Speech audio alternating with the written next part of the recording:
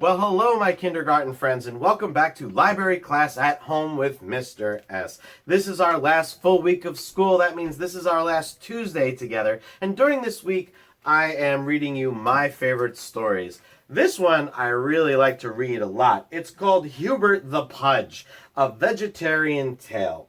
And this is Hubert right here, and he is a made-up animal called a pudge. He looks a little like a cross between a pig and a goat, and he's got kind of an elephant-like trunk.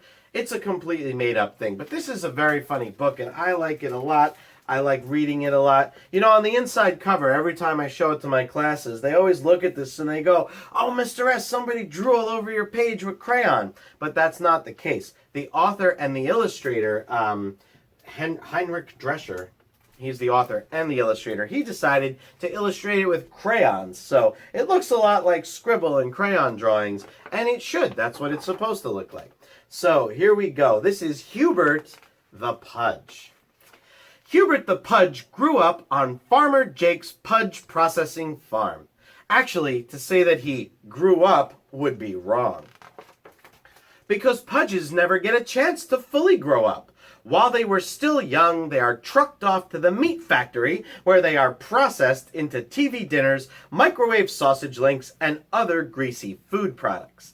Every part of the pudge was used, even the squeal, which was canned and installed in car alarms and foghorns. And here's a pudge at 1 month old, at 2 months old, at 3 months old, at 4 months old, at 5, 6, 7, and then at 8 months.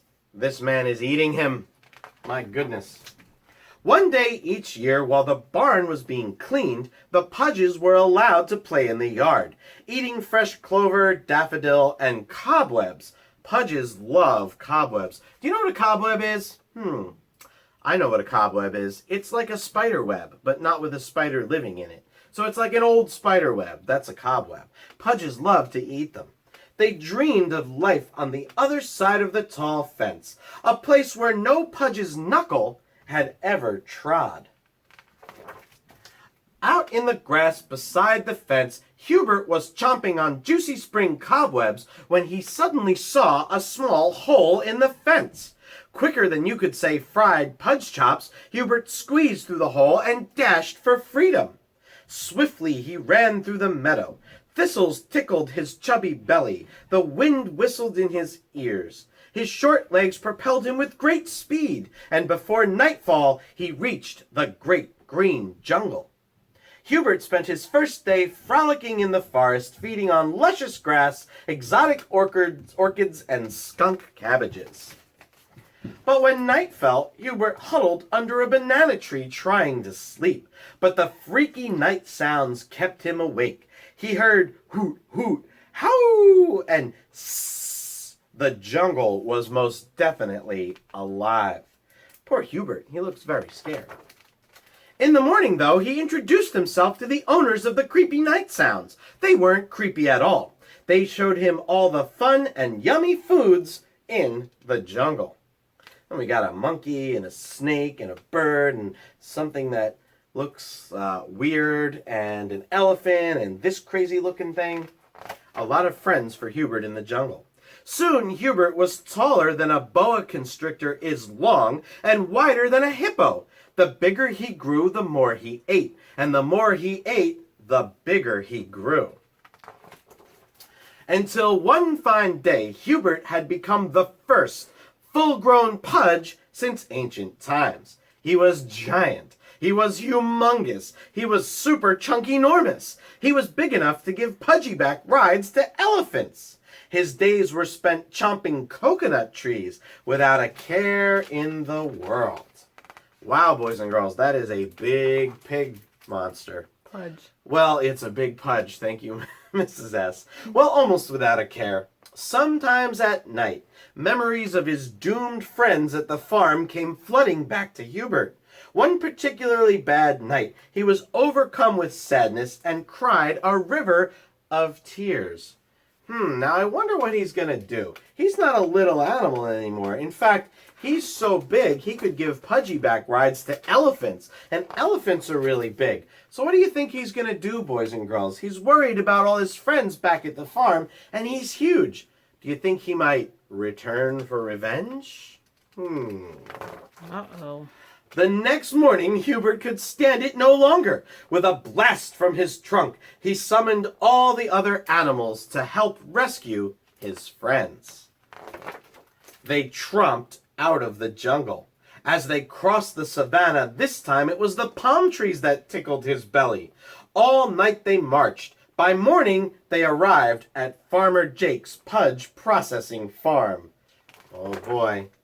Herbert gently peeled the roof off the Pudge barn. Everyone was delighted. They scurried out into the dawn. Oh, look at all his little pudgy friends. Wow, he really is big. I wonder what he's going to do to Farmer Jake. Then Hubert greeted Farmer Jake, who was gorging himself on deep-fried Pudge knuckles.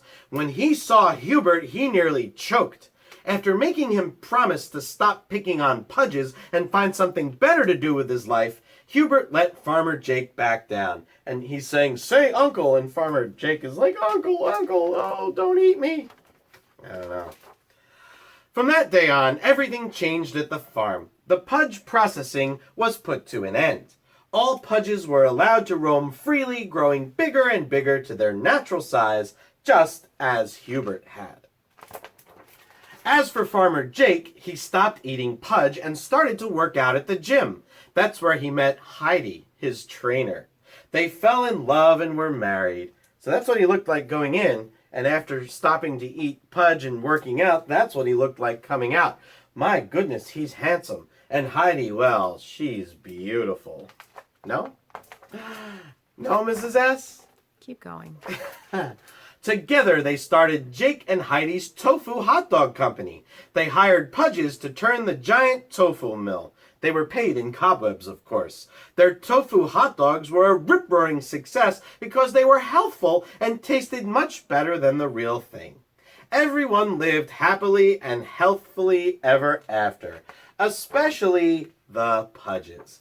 And that, boys and girls, is the end of Hubert the Pudge, a beautiful story about a little pig who grows very, very big and frees all his friends. I hope you liked it.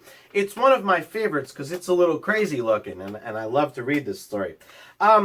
So next Monday, once again, I'm going to let you guys ask me some questions. You can ask me about the books that I pick. You can ask me about how I make my videos or anything else that's on your mind. If you want to ask me about library, that's great too. You can leave me a message on my Google Classroom page, and I will do my best to answer them next Monday. In the meantime, I hope everybody's having a good last week of school. Check back tomorrow for another great story, and I will see you then.